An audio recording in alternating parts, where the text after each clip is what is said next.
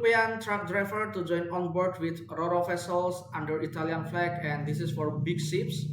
This is more than 20,000 gross ton, and yeah, we are open for all European nationalities, and the salary will be 3,300 euro per month net, with social security will paid by our owner, and the rotation will be 4 months on and 1.5 months off, and the onboarding date will be as soon as possible. Yeah, you need to have experiences before as a truck driver. It's mandatory.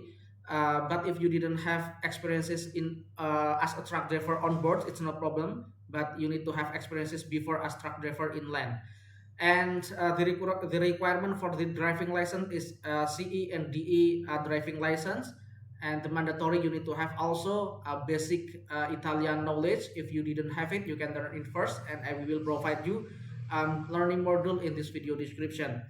And after you are accepted, also you need to have obtained the Italian fiscal code in your countries, in Italian embassy in your country.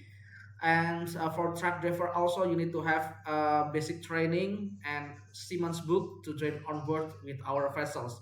Yeah, please, you can send your application to our email, and you can put it directly to our database. And please like, subscribe, and share this video to your friend in your country. Bye bye.